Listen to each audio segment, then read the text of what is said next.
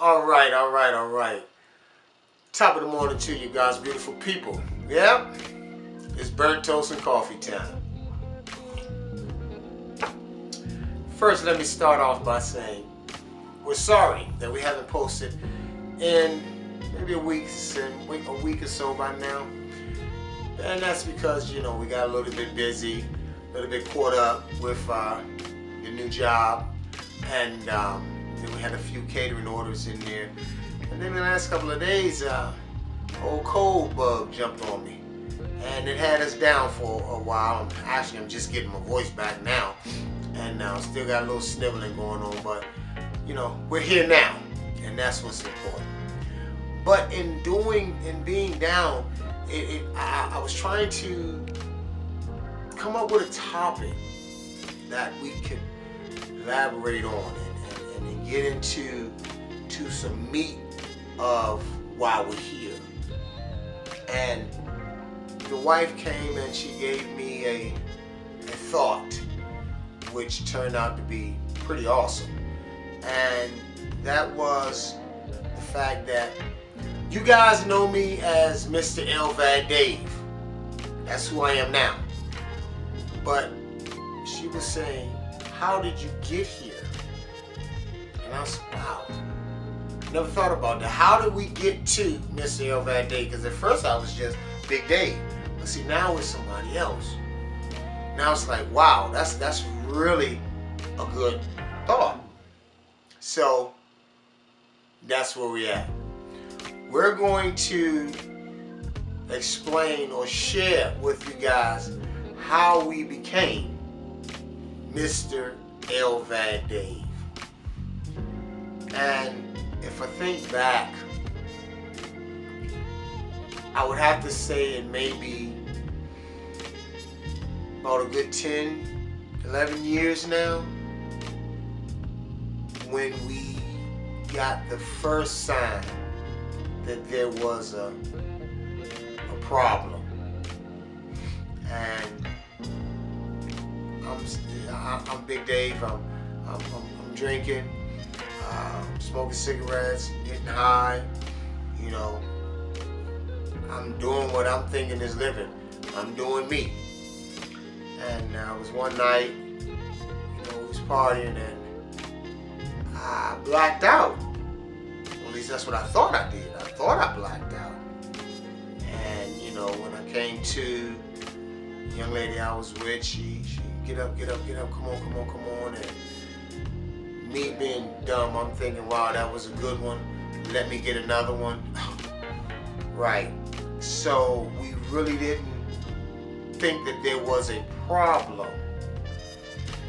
So we fast forward a few more years and that same occurrence happened again. And this time we said, okay, well maybe we should go and see what they say about this. Yeah, you know.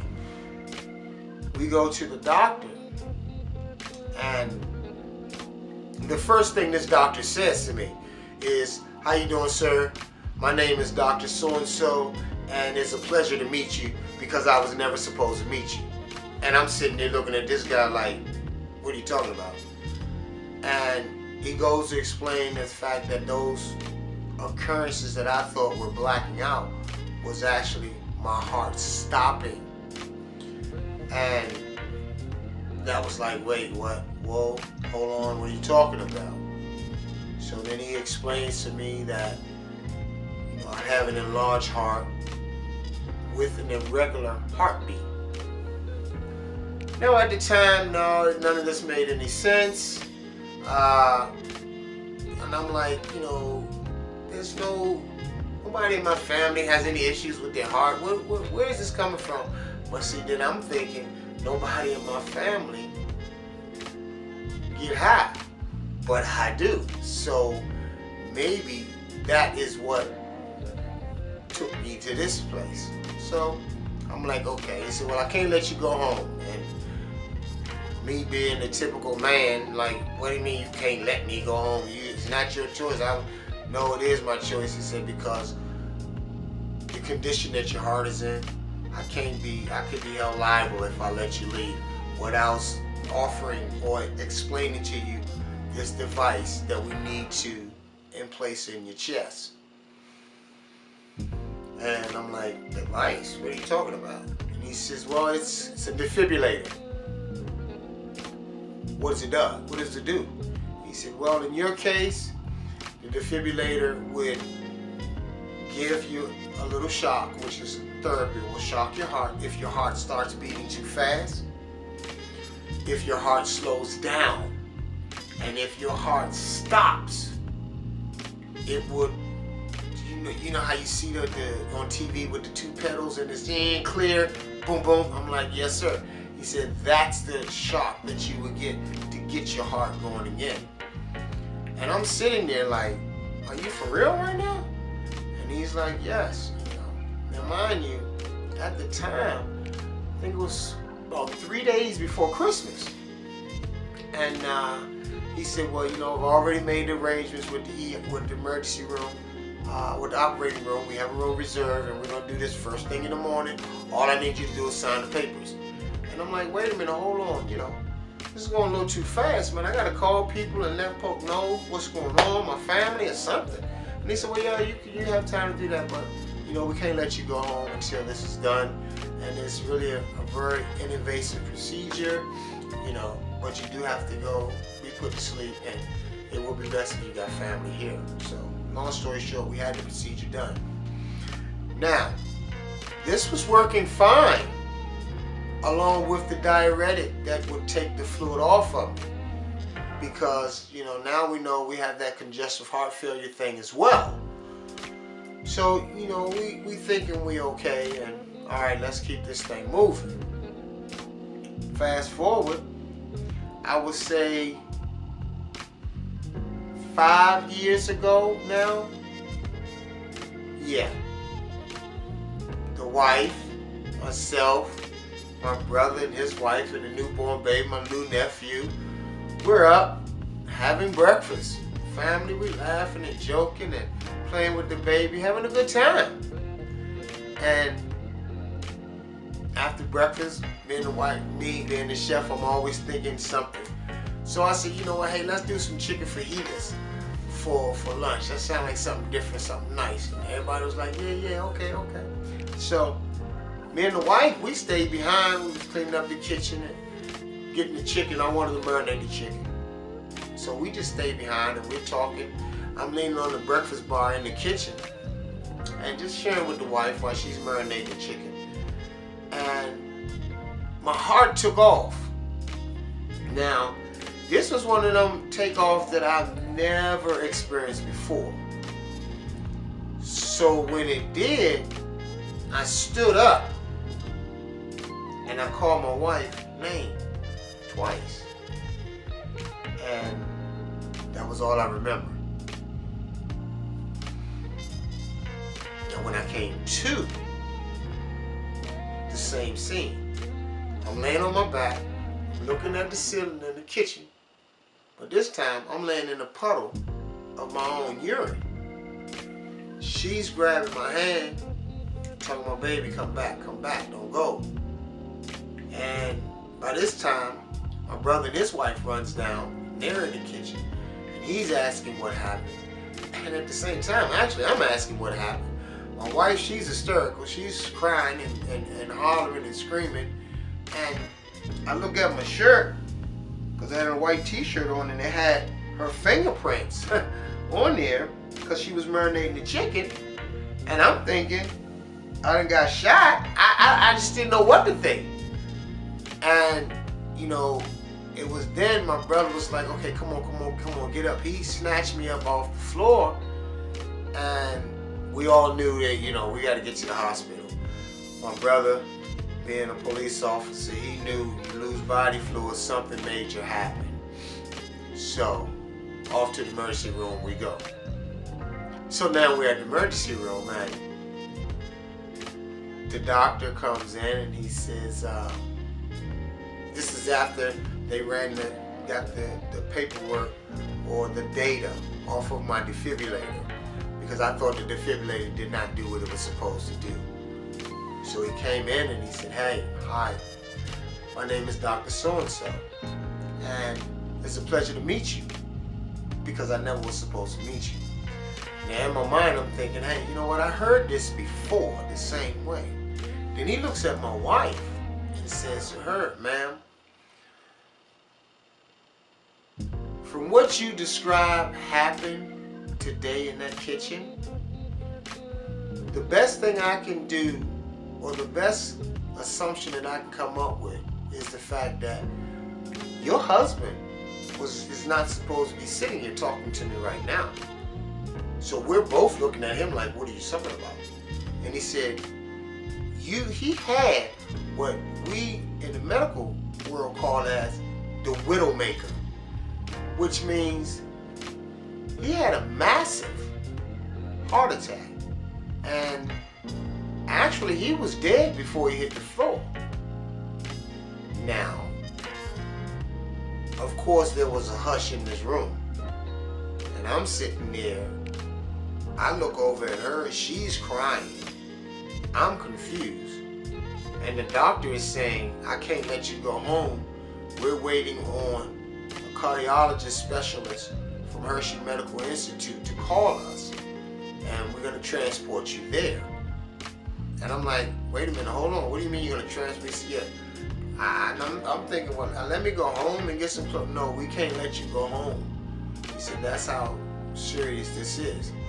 He said, when your heart took off from the data that's on your defibrillator, the defibrillator did what it was supposed to, but your heart started racing way beyond what it's capable of doing. So it had to actually wait until your heart stopped before it could bring you back. The defibrillator brought you back. Guys, we're sitting there, the wife and I, and we're at the point of unbelief. And it's like, this guy's for real. This did just happen. This is serious. So, off to Hershey Medical I go. And this is all in one day now. There's no days elapsed or no time. This is all in one day. We're talking in a matter of maybe 3-4 hours. This was not a game. And then we go to Hershey. We meet the head, the top of the cardiologist team, unit, personnel. And she comes in and she introduces herself. And we get to conversating. And yet again, she says the same thing. You was dead before you hit the floor. She said, I want you to consider and think about, we have something that we think you would benefit from. And we need to really consider doing this procedure and equipping you with what we call, or what is, a left ventricular assistance device, LVAD for short.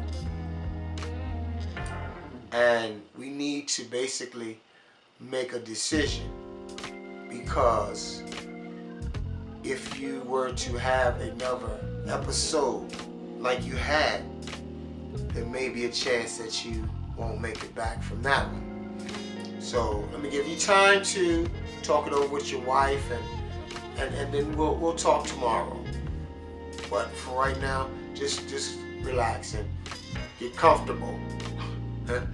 Get comfortable at the hospital, right? So here again, you know, the wife, she's crying. She's just don't know which way to go. She's by herself, and this is all new to her, and it's all new to me, and it's crazy. Okay, so I went through the point where I said, no, I don't want it. I don't want it. Let me die. That's it. I'm not doing it. Forget about it. I lived my life, you know, 50 years old. Hey, I'm fine. I'm good. I'm okay with dying. Okay? But that just didn't set well with the doctor. And of course it didn't sit well with the wife. We're talking, we 5 years into our new fresh marriage. So no, she did not want to hear that. But at the time, I'm thinking, you guys are not going to have to live with this. I am.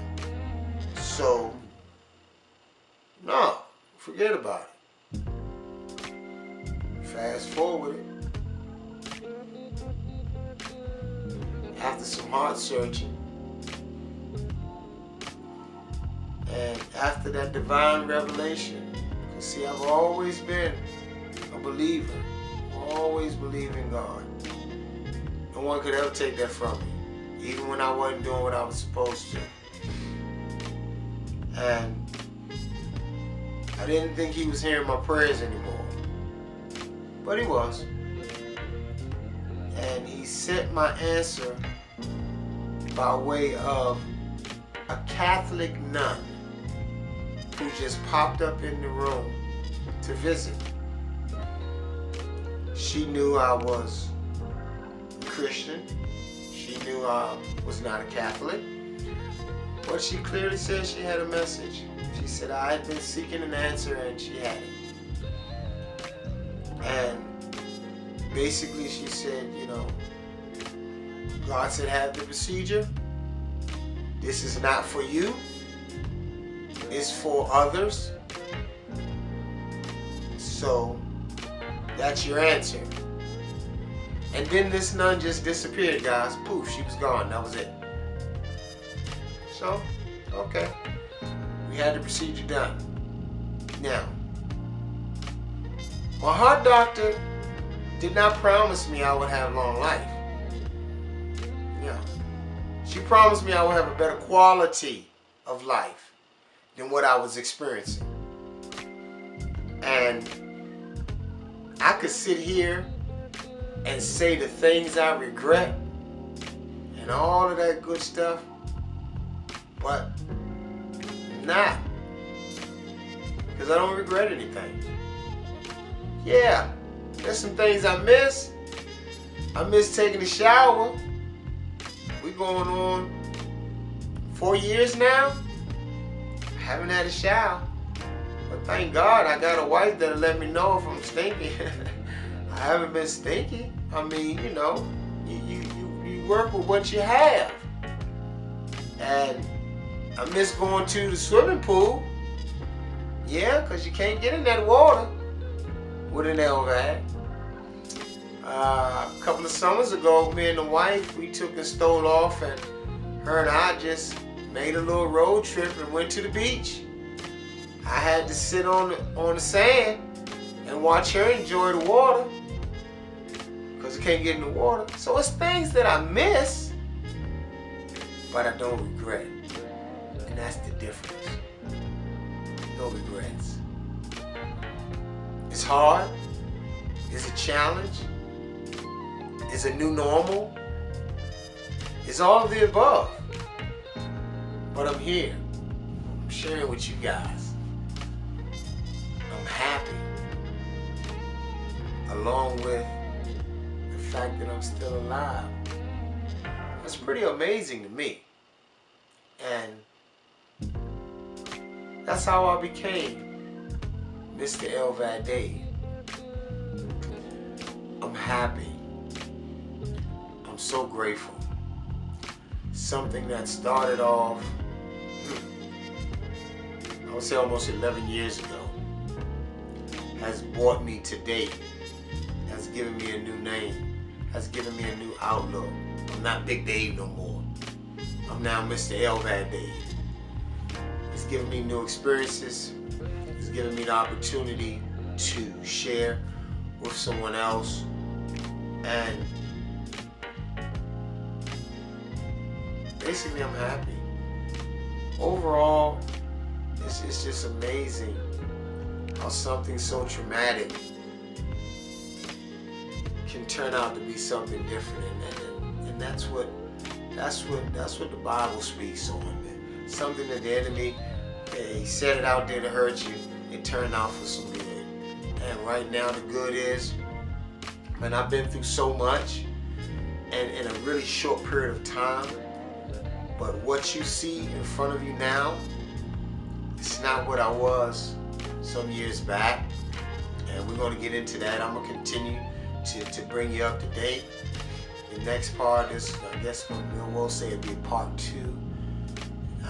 It'll be the gastric sleeve procedure that we had. And, you know, I don't regret. It has changed my life tremendously.